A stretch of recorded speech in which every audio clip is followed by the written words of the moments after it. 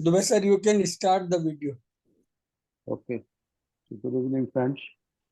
We'll watch a short video of Krishnaji, and the topic is what is the relationship between consciousness, mind, brain, thought, intellect, meditation, and intelligence? Is awareness beyond time? This is a video of a question answer session on 1st September 1983 at Praput Park. So give me a minute, I'll play the video, and then after that we can have a dialogue around it.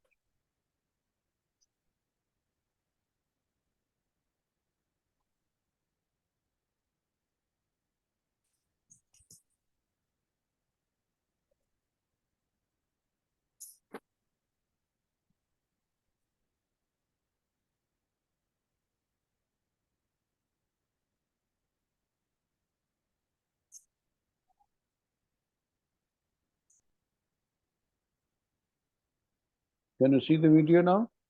Yes, sir. Okay.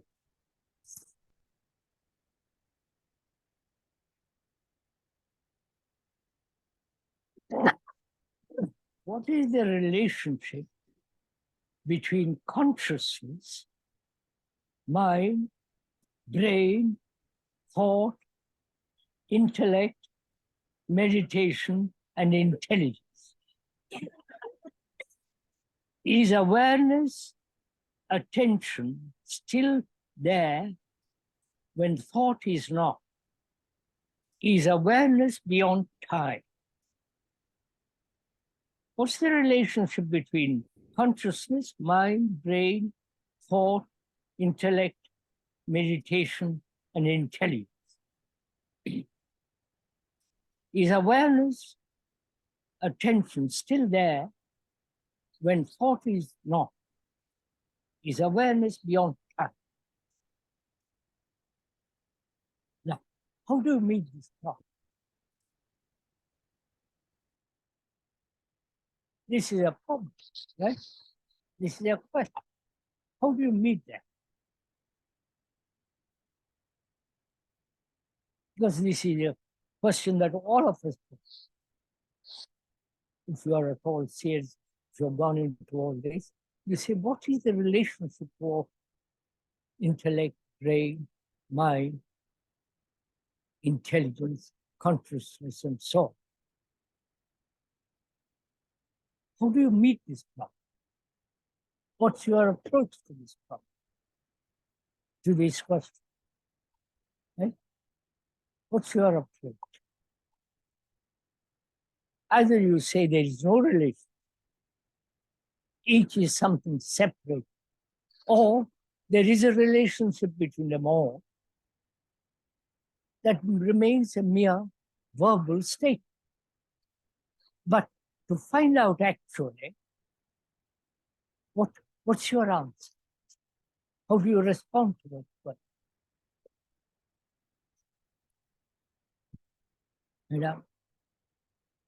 Madam, you pardon? Yes, which means what? When asked to ask, who is the observer? Is the observer different from the observed? You see? So let's begin. Is awareness beyond time? That's question. How to be out? Is one aware of the relationship between consciousness, intellect, intelligence, brain, and soul? What is awareness?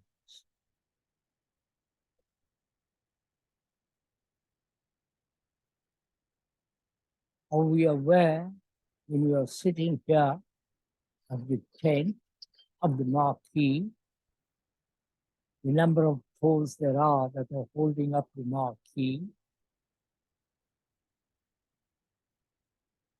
Aware of the person sitting next to us, colored shirt, skirt, whatever it is. Are we aware of it?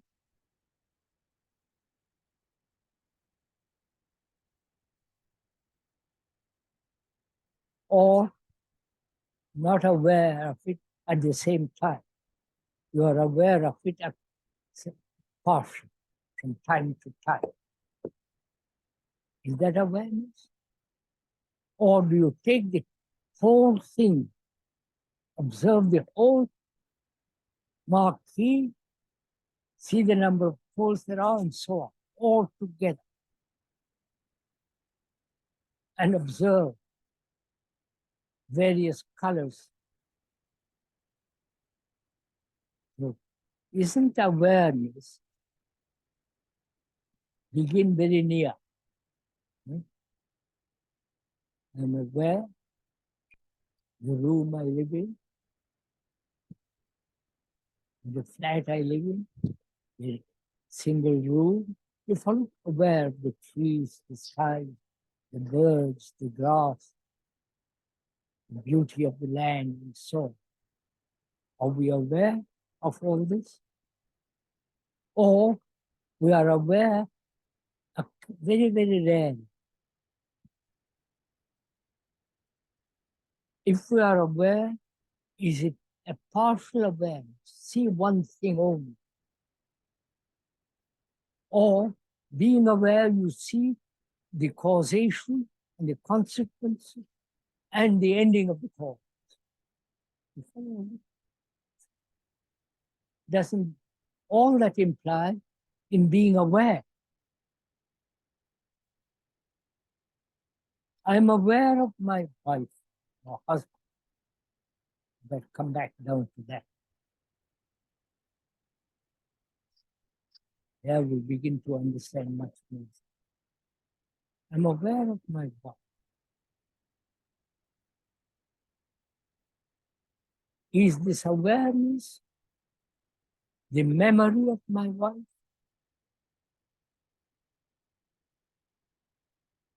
You understand? I'm aware of my wife, which means all the images I have built about my wife, the various incidents, flattery, sex, companionship, and so on.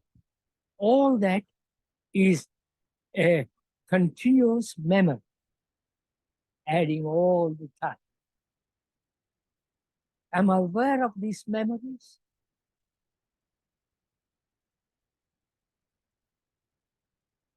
Or those memories are so strong, so embedded, that there is no awareness of it objective. You understand? Are we meet going along with each other?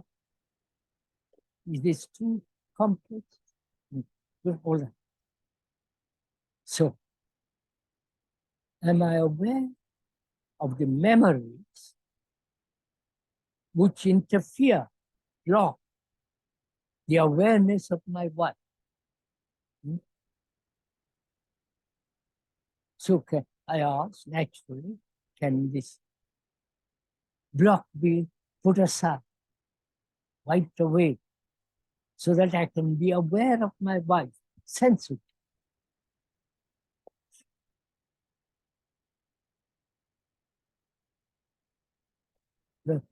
So that the brain doesn't, the memories doesn't interfere all the time.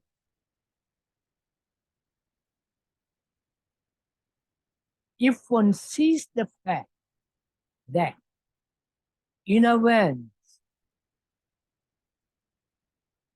if memory is function,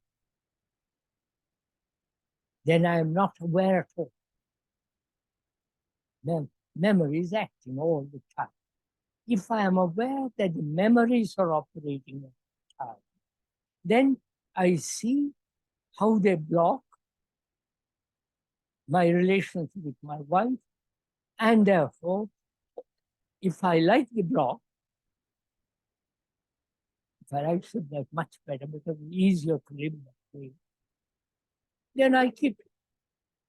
But if one sees it's not necessary, it's dangerous, then the very fact of the danger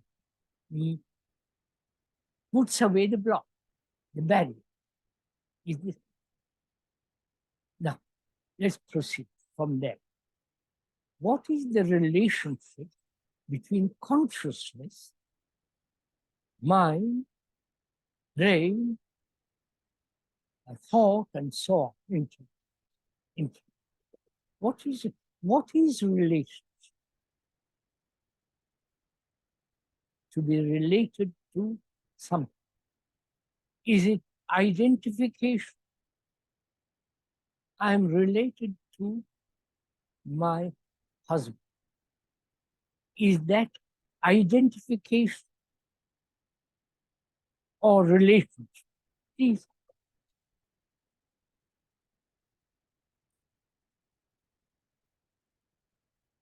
If it is identification, then it's not relationship. If I am identified as a Hindu, there is no relationship in that identification. If I am identified with a particular island called Britain, no relationship. So we have to distinguish or separate identification and relationship. Right? Now, are you doing it?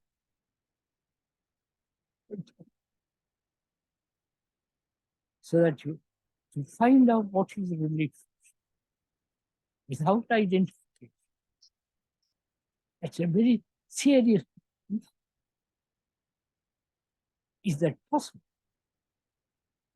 I've identified with my wife or with certain ideas and conclusions, and it's almost impossible to break that identity. I am that idea. I am that concept. Therefore, to ask such a question, what is the relationship between consciousness, mind, brain, and soul? One has to go into this question. What is relationship? If it is not identification, then what is the relationship between consciousness, yours, mine, or someone else's? What is the relationship between consciousness, the mind, and soul? Now, first of all, we have to inquire what is conscious? To be conscious, not only what is taking place around me, but also to be conscious inward.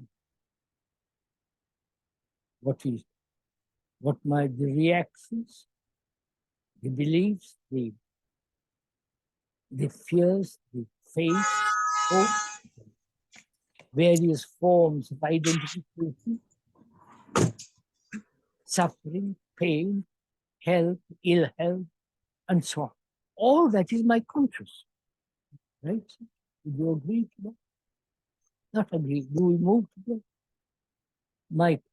Your consciousness and my consciousness, or someone else's consciousness, is all its content. Without its content, consciousness as we know it now cannot be. Right? Agree? We go along with that? Then we ask, what is the content? If I am a Hindu or a Christian or a British, my consciousness is made up of British tradition, the empire,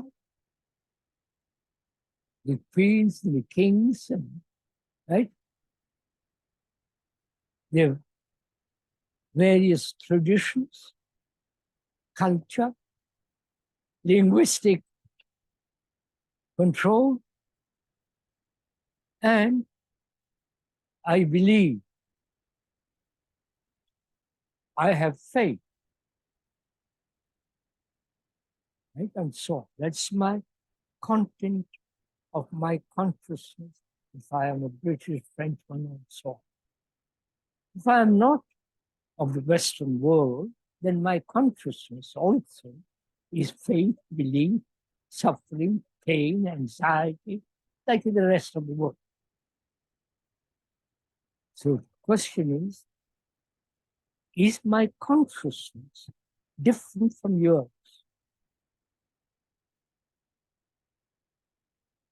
If I suffer, if I have anxiety, if I believe in something, I may believe in something else, and you may believe being Christian is something else, but belief is common to both of us. Right? Suffering is we all share. It's not my suffering only, but you also suffer. And so on. So consciousness, apart from the physical, environmental impressions, which are also part of consciousness.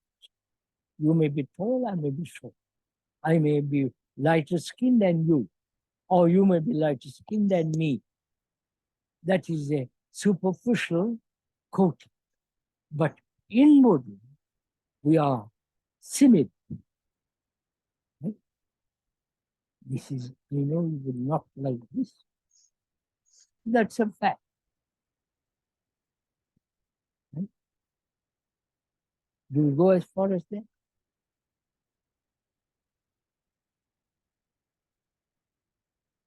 Verbally, you will go. Intellectually, you see the reason, the logic, but to feel, to see the truth. No? Suffer more. It's not a question. I trust in you or you trust in me. It's a question. You see how we.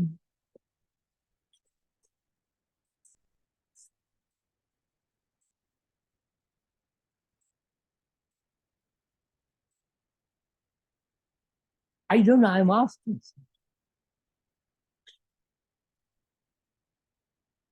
Then, sir, that means the idea of individual separation psychologically is non-existent. Yeah, that's it. That means you have tremendous responsibility for the whole. If I feel the tremendous responsibility, I will not kill a Brazilian and an Arab because he's part of me. I don't know if you go. And that's not pacifist. That's another conclusion. The fact is, our consciousness is shared by all humanity. Now, what is the relationship between consciousness, mind, brain, and all the rest of it? Meditation included. All right, include everything. What is the relationship between the mind?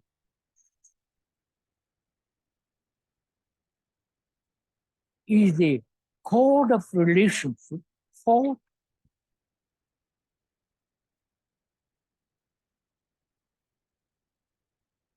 as the pearls are held together by a thin nylon thread, are all these consciousness, mind, brain, and so on, held together by thought. Thought is the thin line, thin fiber that holds all this together.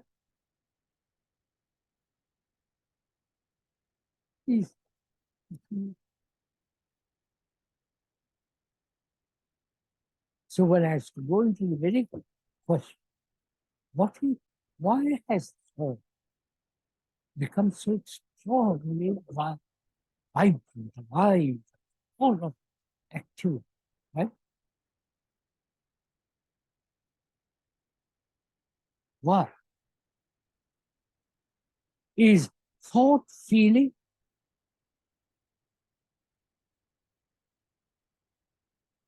Is thought emotion? Of course it is. If I do not recognize an emotion, which is the activity of thought to recognize, then that emotion is not. You understand all this? So thought apparent is the main thread that holds the whole thing together. Is that so?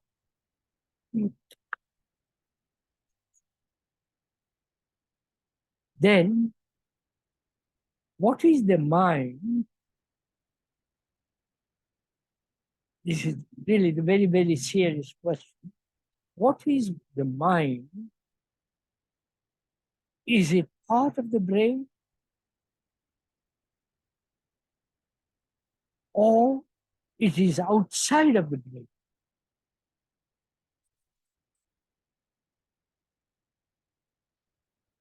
What? No, no, sir, don't, please, this is much too serious a question. Say yes, both. It is, it's not.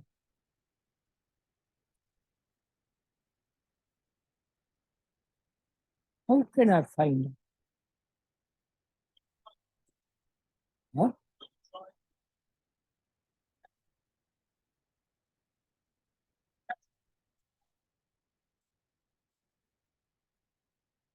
Yes, sir.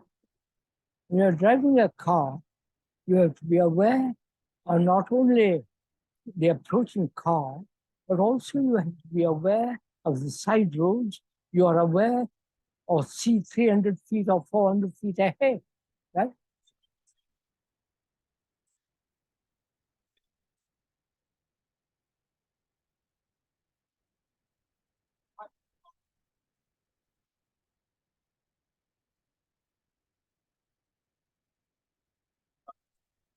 Inside the engine. Yes. When we're discussing as we are now, we're talking about different functions of the mind, body, brain, organism, that sort of thing. And we try to sort of itemize them. Yet normally they proceed in a sort of the most automatic sense as if Yes, sir. I know they're automatic. They all work together. Hmm? Now I want to understand when we use the word mind, when we use the brain, when we use the word consciousness, like an engine, they're all working together.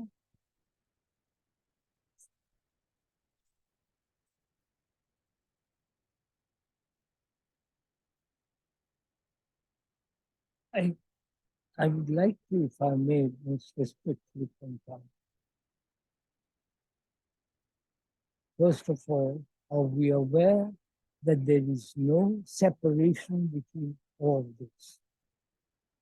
Like driving a car, the engine is working, taking you along. Yes, sir, that's what I'm asking, sir. Is it all a single movement, a unitary movement in which there is no separation?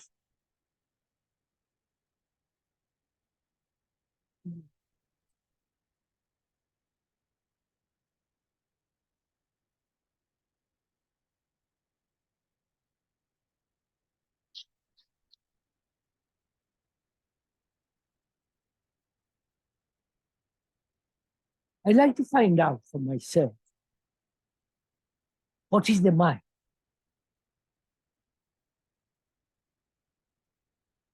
Is it part of the brain? How do I find out? Unless my brain is unconditioned, I can't find it, right? I can't find out anything unless there is freedom to look. But I'm not free. My brain is conditioned. the Catholic, Protestant, Communist, Democrat, or religiously, and so on, so environmental, and so. As long as that is conditioned, I can never find out what the mind is. I can say the mind is part of the brain, or it is separate from the brain. This matter we have discussed with several so-called scientists. Some of them agree that it is outside the brain. You understand? Yes, please, sir. Please, sir. Verbally, yes. But the implication that it is something outside the brain and that the brain can only understand that when it is itself totally free. So I'm not concerned whether it's outside, inside, or far away or near. My chief concern is whether the brain can be free from its condition. Then I'll find out. Then there will be discovery of that which is true, not just invention.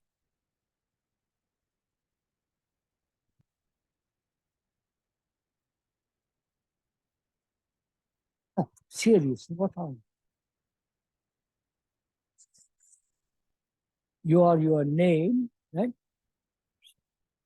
As long as that is conditioned, I can never find out what the mind is.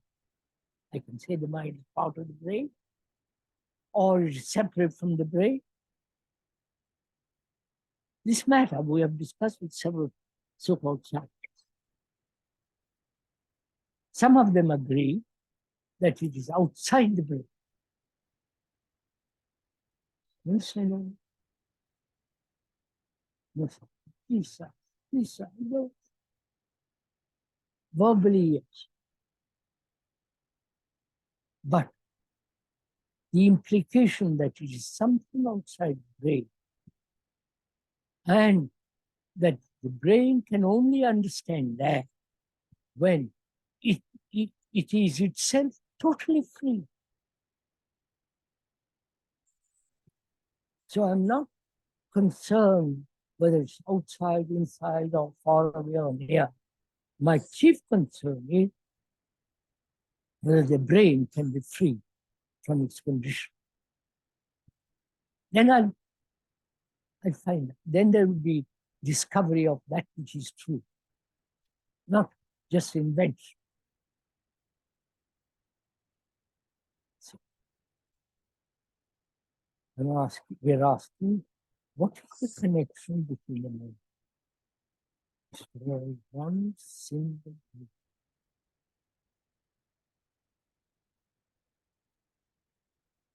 To find that out, we must begin very near, which is what I am, right? But my thoughts, what are they? We ask a simple question. It's very complex, but we'll start very simple. What are they? Huh? Slaves. Oh, that's understood. No, sir, seriously, what are you? You are your name, right? You are your tradition. You are your memories, right? And so on. So you are all that, right? Which is you are consciousness. Right? You believe in, you don't believe, your faith, your gods, your fears, pleasures, suffering, pain, and emotionalism, and so on. So you are all that. Right? You agree? We see that? Or do you think we are something totally different?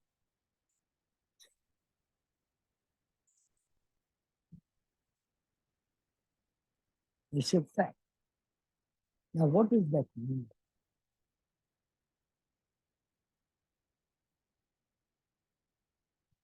When I say my name is K,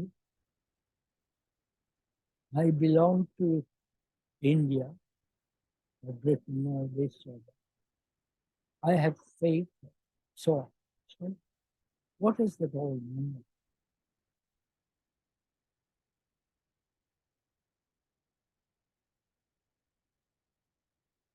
Does it, does it all mean memory?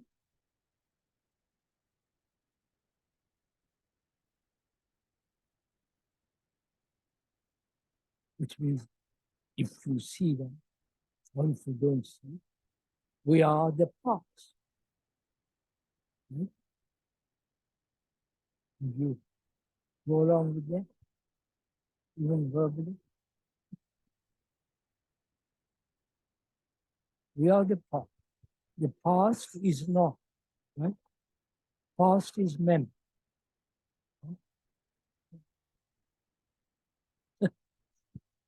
You're not learning anything from me, too.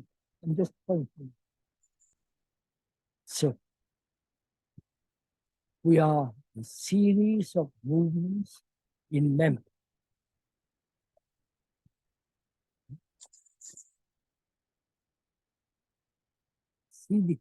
See the implications.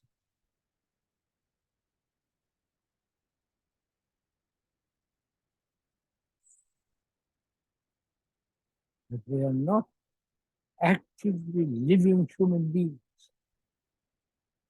You may go to the office every day for the next 10 years, up to 50 years. In fact, do something. You're all that too. In fact, I'm a scientist. I have accumulated knowledge through books, through experiments, through discussions, through various forms of hypotheses and conclusions. All those are the paths. So I am the path. That's all. I am memory. I am a dead entity, psychologically.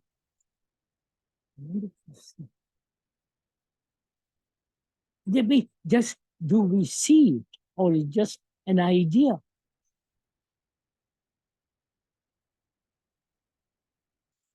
But this is true.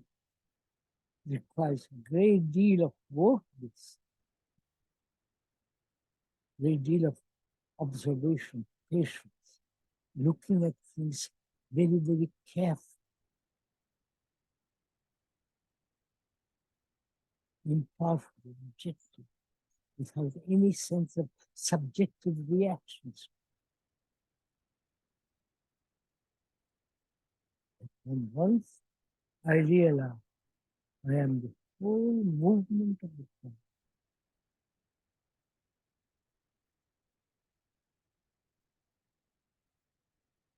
not only it is a sudden shock, but also the realization that there is nothing new in me. Huh?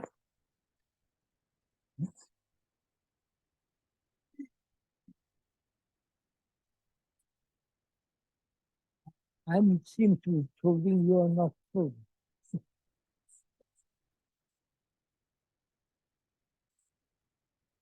Not, I should say, suppose.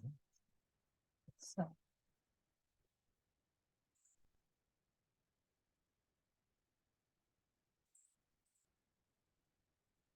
right?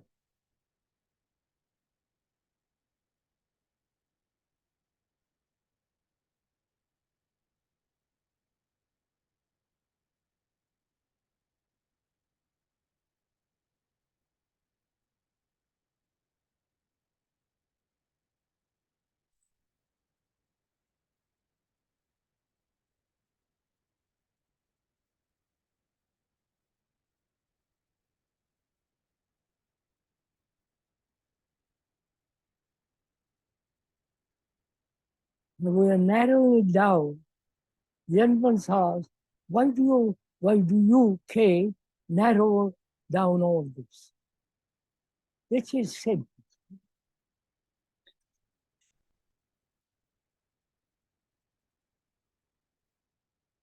So, putting light, strong electric light in small, you see very clearly, right? And from there move. But if you stay only there, then it remains very, very small.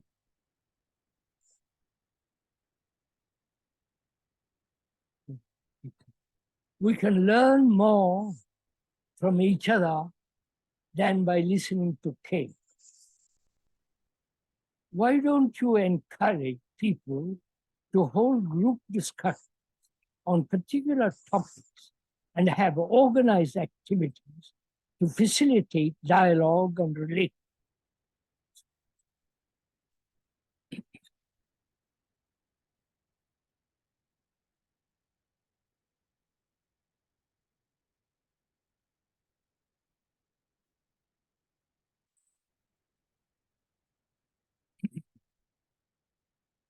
So if I acknowledge that I have memory, right? Then I remain with that memory, right? Not just one particular memory, but the whole movement of memory, right?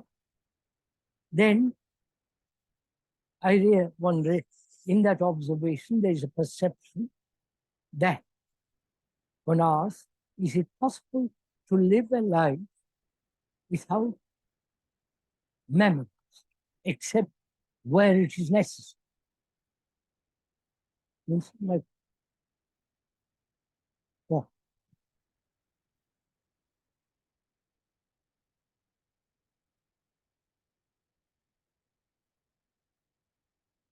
Is that so? All right, sir. Then we have solved the problem.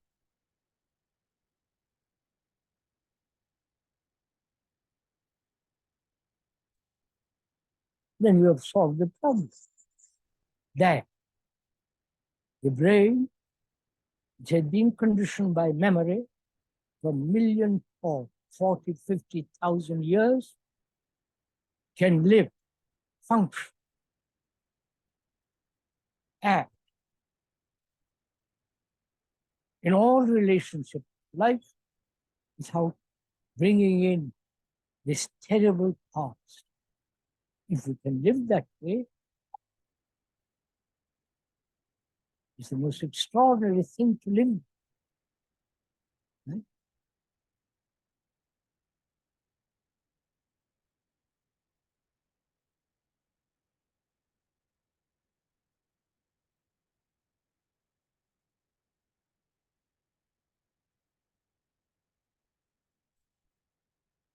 Yes, Harshad Bhai, please unmute yourself.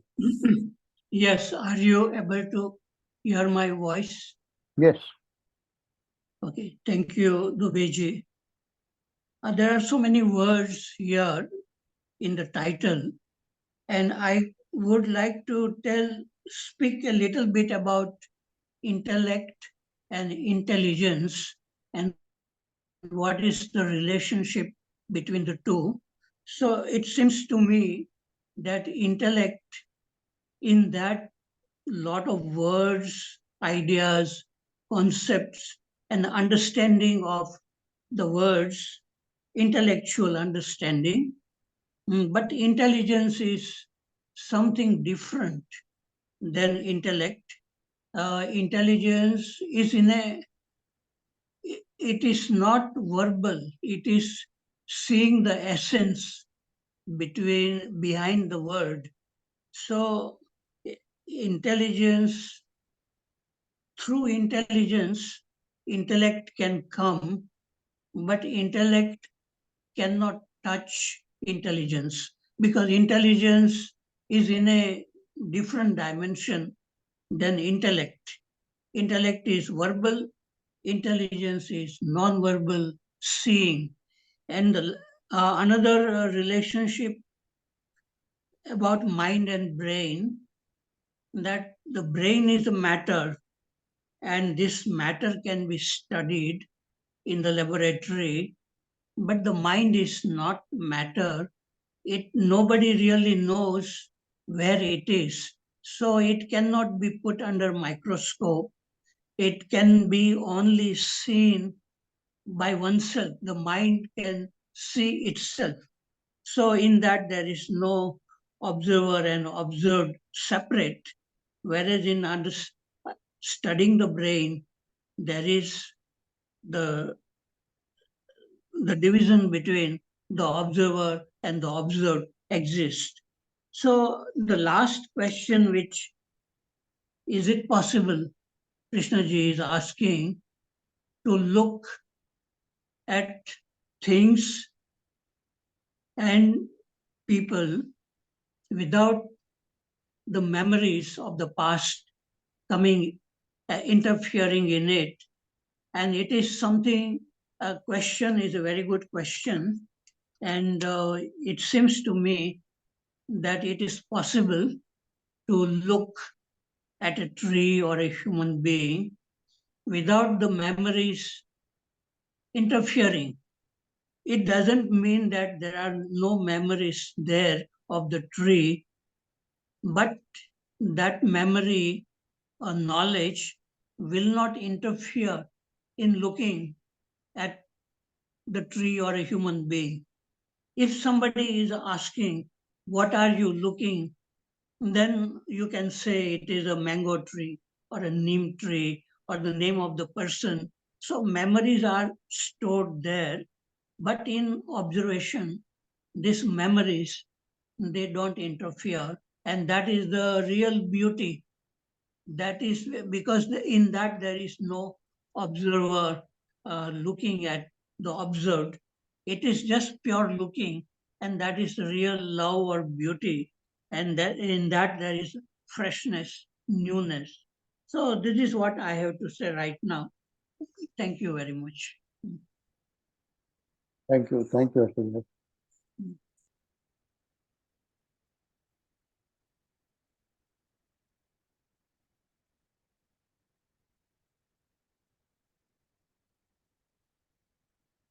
Yes, Durga ji, please unmute yourself.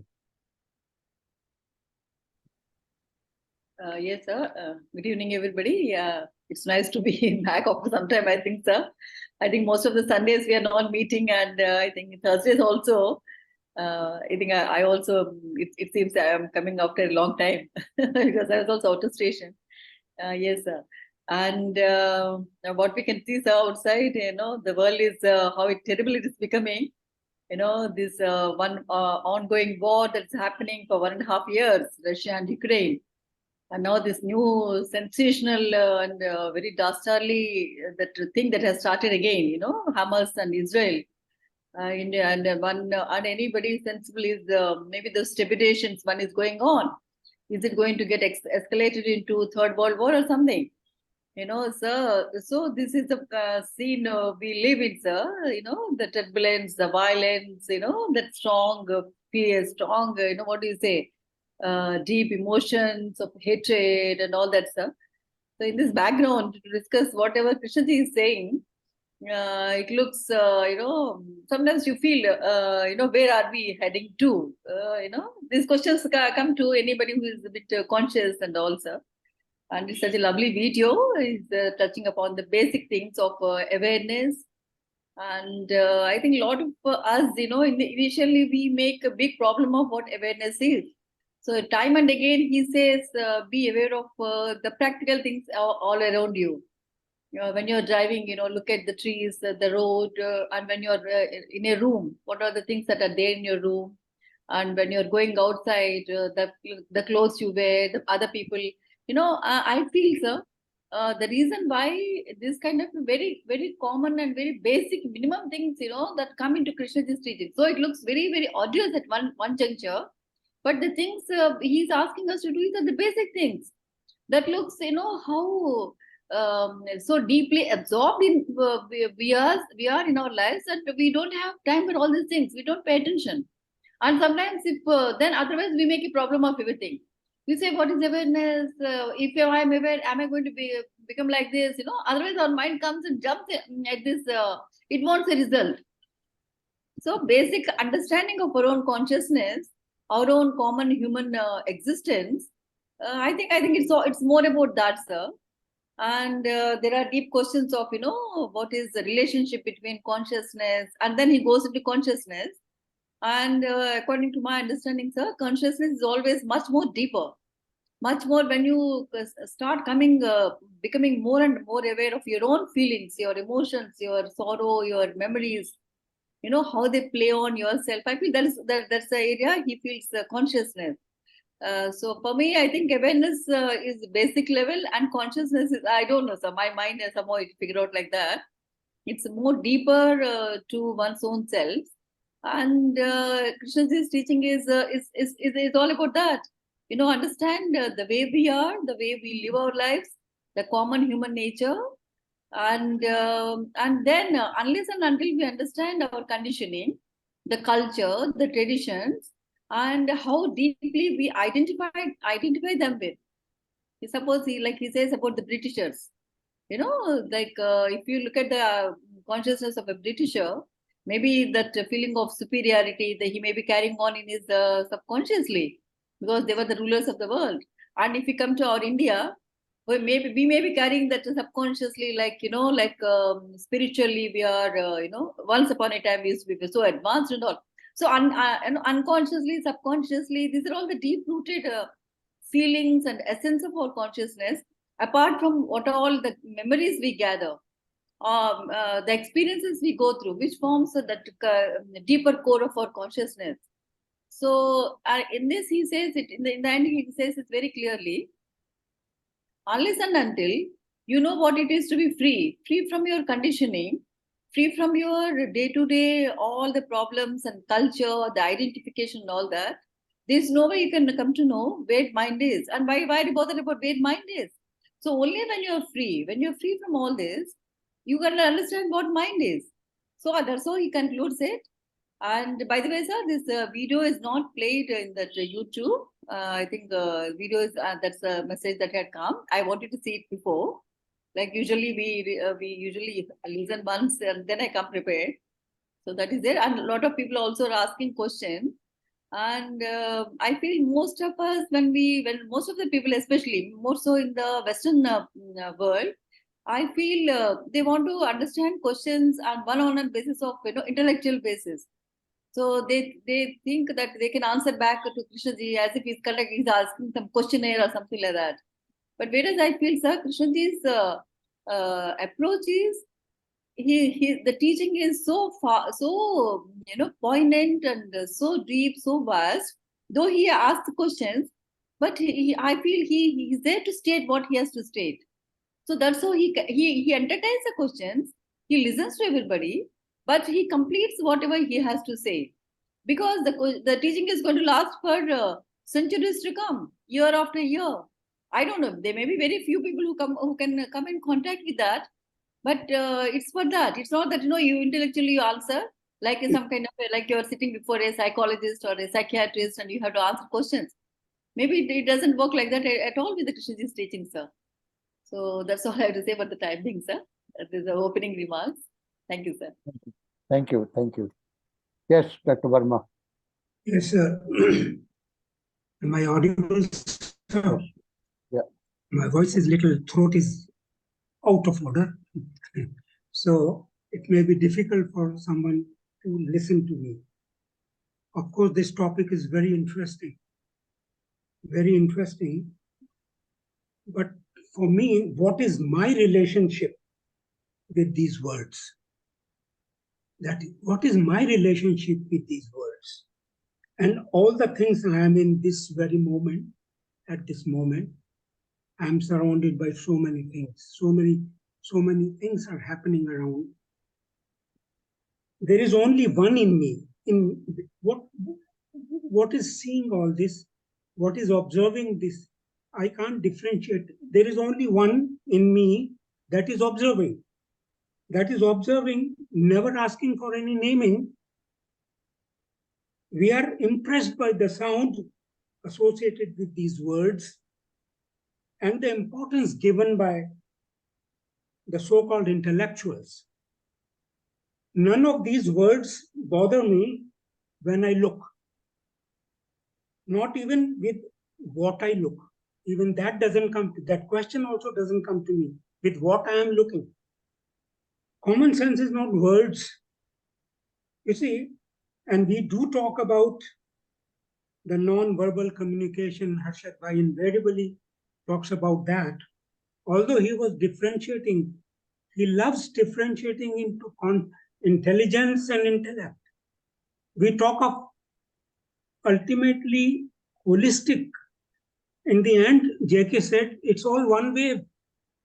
The moment I say that intelligence is a different dimension and intellect is different dimension, I start probing into it.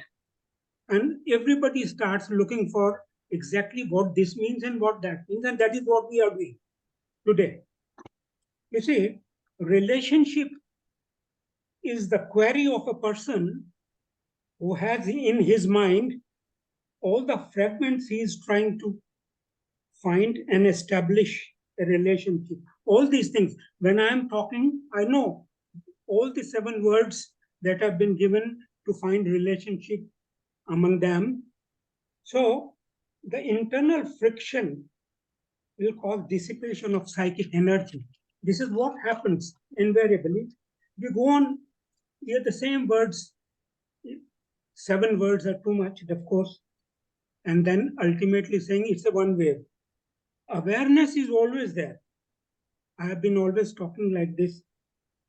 If one is free from the thoughts of an early shock or some heavyweight aspiration that is in the future, to me, awareness is natural and most important for survival, as well as to meet unpredictable challenges in our life. Word is not a thing, but it has a direct relationship with the things and people. Word is not the thing, but it has a direct relationship with the thing and the people. Man is exposed to thousands of artifacts and memes these days, bombarding him. Chances of getting attracted to any one of them is very high. All this at the cost of awareness. You see, am I aware? This question was raised. Am I aware of the memories? JK was talking about this. Am I aware of memories? Or I am in memories or with memories? Then a very interesting question he asked, is feeling a thought? Is emotion a thought? But emotions and feelings both are expressed in thoughts and words. That's a fact. They are expressed in words and thoughts. Very rare this happens, non-verbal communication between very close people or some sort of relationship that is there which we don't know. Then if the brain is conditioned, he says, the brain has to be absolutely free to find out what the mind is. But interestingly, if the brain is conditioned by the mind, that interprets, you see, maybe the mind of J. Krishnamurti. This book I read, this was my first book when I read, Mind of J. Krishnamurti. And that affected me so much because in that there were interviews with scientists, artists, all sorts of skilled people and researchers. So the brain is not conditioned by the mind, someone, or you may say, no, that title is wrong. It's not Mind of J. Krishnamurti that is affecting your brain. You see, then he said, I am a dead entity because I'm past only. I'm fully past only. To live a life without memory is a very extraordinary thing, he said ultimately. Along with that, there is only one way. So the only thing is doing a lot of utilizing a lot of psychic energy in differences, and then come back to say ultimately that it is all one, Advaita. Thank you very much, sir. Thank you very much. Thank you. Thank you very much, sir. Yes, Mr. Ravi Kaushal. Yes, sir. Am I audible, sir? Yes. Yes, sir.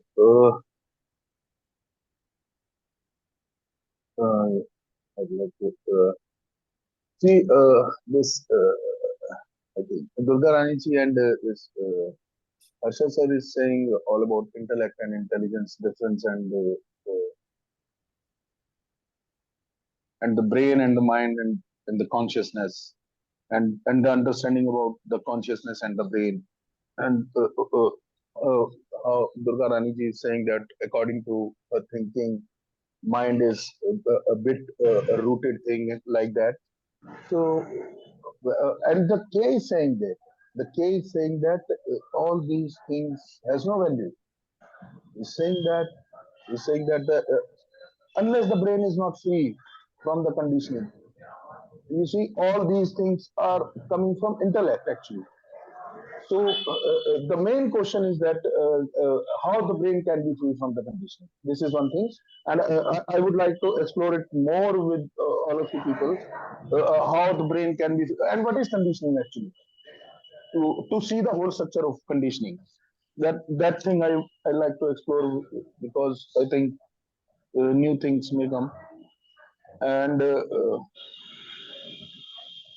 one thing Kay also said that we see that we share the same consciousness.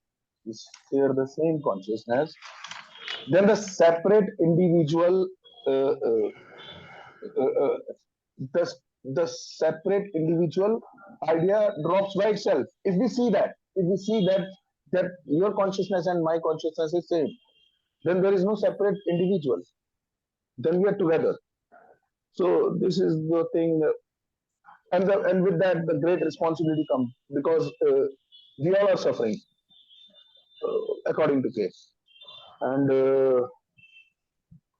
one thing he's talking about the discovery and the invention kind of thing. So मैं इसका थोड़ा difference I would like to understand the difference between these two things more also.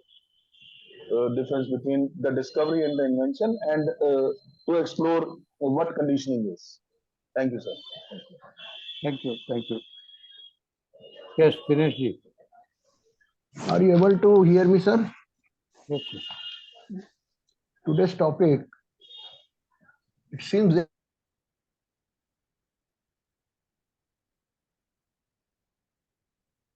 Dinesh ji, we lost your audio, video too.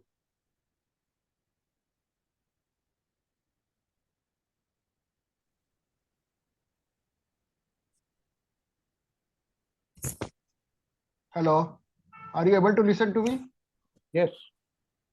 But my end light has gone, so you may not be able to see me. I think so. Anyway, today's topic seems to be very interesting. But when we listen to Krishnamurti, we see that he has not given any specific relationship between all the elements which we are discussing. He only said that thought is a common chord related to all that and all these elements, and mind has to be free to understand or to see whether brain and minds are different. Mind is different, and he has also talked about conditionings, that one should be free from the conditioning. It's all the things which we have already discussed in the past. So nothing there was new. But only thing is there are some my views I would like to say that suppose we take an example of tape recorder, and in tape recorders suppose there is a cassette, and cassette there is a recording. So similarly, suppose we run the tape recorder, then the tape is moving, and whatever recorded on that tape it comes out of the tape recorder. So its thought is also, say thought is moving, but who is gaining or interpreting it, or who is taking the decision? What is coming out of thought? Suppose thought is a memory and it is awakened because of some situation, and thought is in the moment. Who is taking any gain from that, or who is gaining the who is interpreting that, or who is deciding on based on that? So this is a very vital question. So there has to be something which is behind thought. It is very clear. So actually, in case of JK has changed the meaning of awareness and consciousness. In tradition, consciousness is the base, and awareness is on the is just what you can say. It's a background on which your thought and all that runs.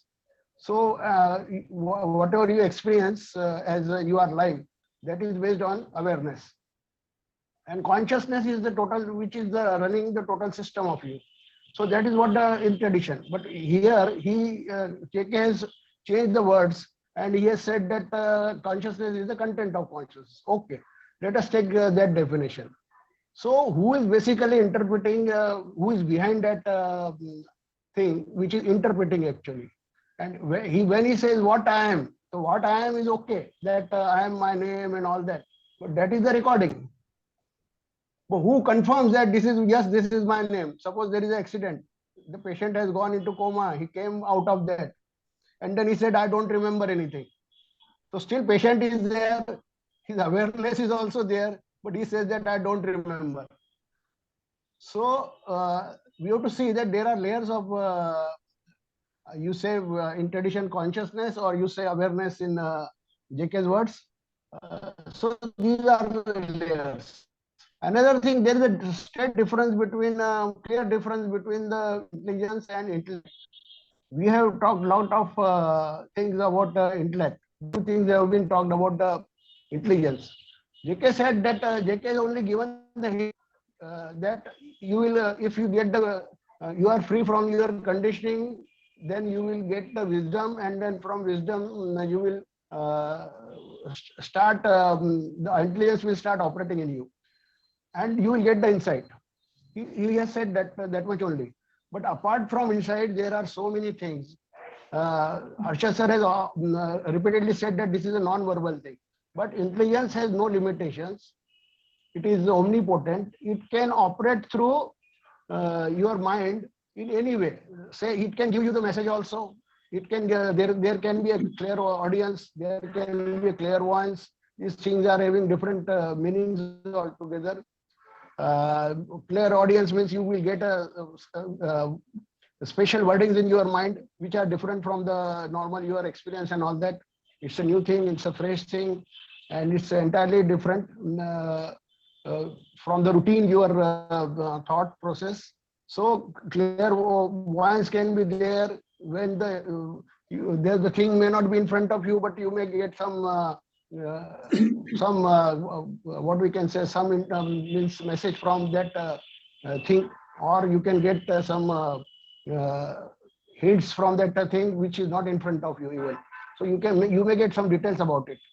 So there are so many things. So actually this has to be also seen, and for that actually one has to be free his mind from the even JK teachings. Unless he frees his mind from JK teachings and he doesn't consider JK as authority and keeps his mind open with JK says, then he may be able to even assess or get those things also. These are my views. I want to submit this much at this moment. Thank you. Then we will see. Yes, Harshad bhai. Yes.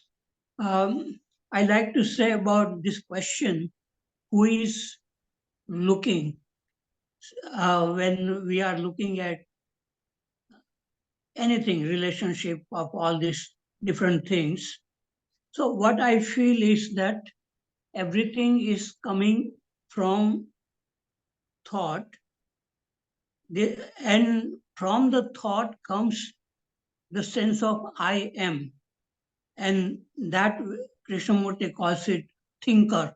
And once this fragment thinker comes, then it says it is good or bad or does some judgment. So this is what generally is happening in all human beings. But beyond the thinker and the thought, there is something else which Krishnamurti calls it awareness. And it is not just an instinct or survival, as Pradeep ji says that awareness is always there. That kind of awareness is there in birds and animals. But Krishnamurti talks about awareness is a seeing clearly our own thoughts and feelings from a different dimension. It means that if there is an anger arising, that there is something which can look at the anger, which is not anger, and in that looking, the anger comes to a stop. So that is the kind of awareness of thoughts and feelings as they are unfolding in our mind to see it clearly. That is what Krishnaji means by awareness, and not the awareness of colors or different outside things, but how these thoughts are coming. Because as long as we are not aware, we will get caught by this thinking process. And from that, many problems, fear, anger, jealousy, loneliness, boredom, all this arises when there is no awareness. But when there is a awareness, seeing things, thoughts as they are, in that there is just the movement of thinking without any judgment, without the thinker coming and saying it is good or bad. So that is a real state of freedom, what Krishnaji calls moving with what is, without what should be coming into picture. So this is what, and about the mind and brain, Krishnaji here says, mind is outside the brain. So what I understand, my understanding is that thoughts and feelings, they are probably generated in the brain, but they are not confined within the brain. These thoughts and feelings, they can go outside like a wave, electromagnetic wave, and somebody else can catch those thoughts and feelings. So our brain works like a transmitter and receiver of a radio station, and thoughts and feelings are like electromagnetic waves which are connecting between two human beings or between many human beings. So this is what I have to say right now. Thank you. Thank you, Harshad. Thank you. Yes, Dinesh ji. Unmute yourself. Are you able to hear, sir? Harshad sir, I would like to ask a question. What happens if we see the fact? Suppose I see the tree, then I see tree first and then I name it. So thought comes afterwards. Naming and terming comes afterwards. Similarly, you said that thought I comes first and then we start, but there is something, you sense it and then you name it as I. So that boundary and that sensing, who is the entity that is sensing that I-ness, I should say, for the sake of convenience of the words. And then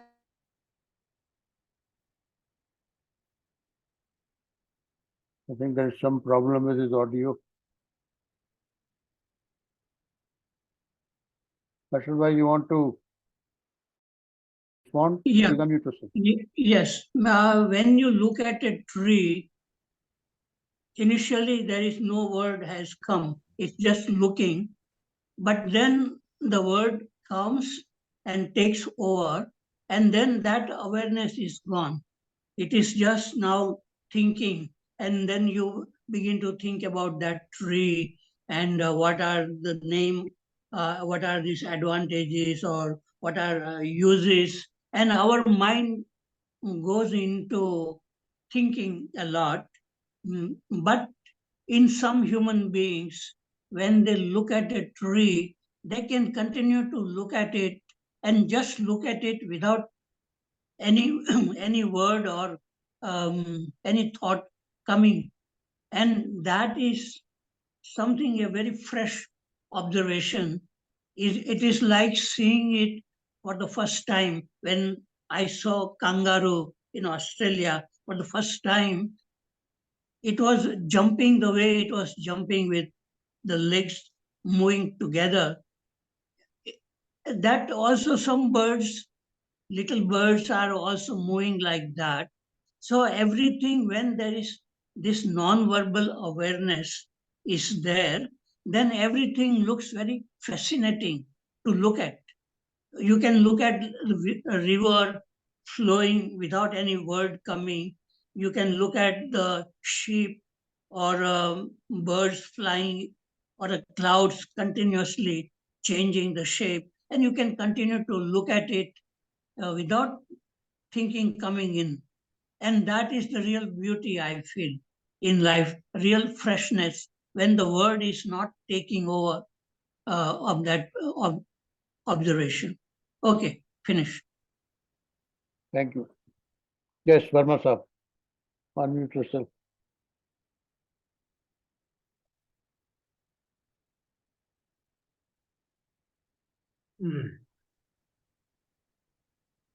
Harshad Bhai, in his address, he narrowed it down to awareness to something like when you are aware of your thoughts, the whole world, the whole universe, absolutely luxurious and very rich universe all around.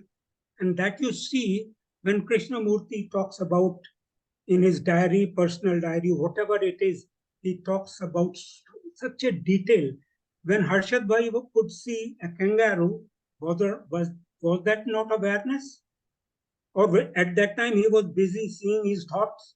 No, because JK, if you read carefully, 70% you will find about dead leaves, the beauty of dead leaf, the beauty of a tree, flowers, clouds, you name it, streaming, the stream, and the hoopoe bird he was friendly with.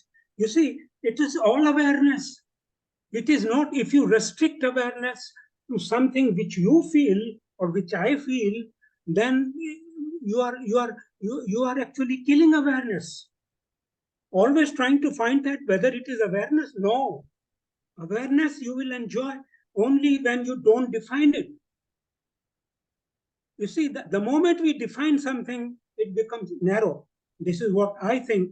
And I think people, I don't know whether you agree with it or not, but if you have restricted it to a particular choiceless, in my mind, choiceless awareness, as I perceive or conceive, then you are narrowing down everything.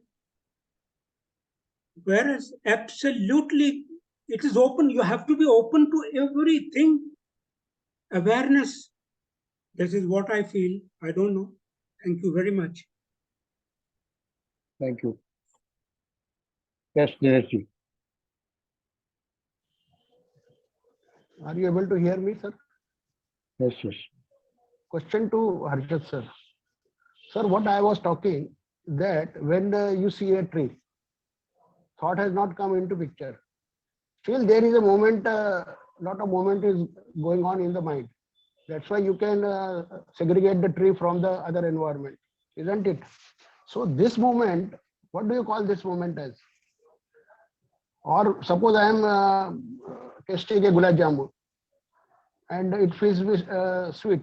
Thought has not come into picture. So what is the process going on, which is telling me that this gulab jamun is sweet? Or it also we can say about this. We can say this about even smell also. So there is some underground current is going on, and that current is not only one side, it is connected to your consciousness, which is telling you that this is sweet. And on the other side, it is processing your all data of your eating and all that, and that process it is completing. And after some time, it says that no, you are full. You don't have to eat anything. Similarly, mind also, when we process anything or we do anything, analytical job or anything, this thought, there is something undercurrent going on behind the thought.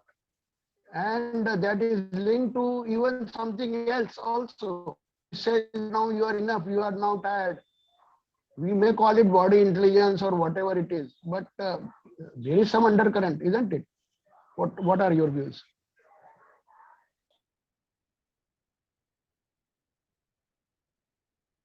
Yes, Harshad. Yes, we all can look at a tree and we can say that it is a tree, but the quality of our looking at the tree depends on the quality of our brain or mind. So a woodcutter looks at a tree and he looks at a different way than a poet or a philosopher or a mystic looks at a different with a different state altogether. And it seems to me that when there is some change, qualitative change happens in the brain, what Krishnaji calls mutation of the brain cells, then a person begins to look at everything as if it is new, fresh, and can look at the morning star or anything. Everything looks new, fresh, and that is the real beauty. And that is what Krishnaji is aiming at, a new kind of brain, not the old brain which looks at and then gets into the way thinking mode, and that destroys everything. Even what Krishnaji calls relationship is that when two people can look at each other without thought or memories interfering, that is the real relationship. And that is very rare because we already, when we look at a person, very quickly, the thoughts and feelings which we have stored will come and distort that fresh perception. So in some human being, that freshness remains for much longer time than the normal human being, which begins to react and when the knowledge begins to interfere. Okay, I have finished. Thank you. Thank you. Thank you. We'll have the last comment now. Yes, Durga ji, please. Yes, there's not much time. I think I was also looking at it. Yes, sir. Today you haven't spoken, sir. You haven't spoken your views, sir. I'm just listening to everybody. That's all. Yes, sir. Yeah, it's a beautiful discussion that's going on. Yes, sir. I think there is no end to unraveling oneself and no end to understanding the deeper and deeper layers of consciousness. So today's video is also indication. Krishna starts from awareness of basic things which we see in our all our surroundings, the physical world, the physical appearances of oneself, and then he goes deeper into consciousness. And then the question comes, and that question he also says, no, what am I and all. And when you go into even deeper further, I feel there's no end to these things. It's all about, how much you can go, how far you can go. And it's an endless journey, sir. And I think, Pradeep ji is very passionately told about Krishnaji's diaries. Yeah, the beautiful descriptions, And in one go, he describes, tens of things, which our mind can never grasp so many things in one go, that kind of a beauty that comes out in Krishnaji's natural, marvelous nature description, sir. And it's an endless journey, sir. Like, the more we discuss, the more we understand how far we can keep going on. It's a good indication for all of us, for a few of us who have been into this inquiry for so long. And that's also that I have to say. It's a nice discussion, sir. Thank you. Thank you. Thank you. Thank you, Durgaji. We have come to the end of the session now. Next Sunday, that is 15th, we'll have Mr. Santi Bogni at 11 a.m. and he'll be talking to us on silence. So if you're free, please do join on 15th at 11 a.m. Thank you. Good night. Thank you very much, Dubey sir. Thanks Thank to you. all participants. Modak Thank sir, please end it.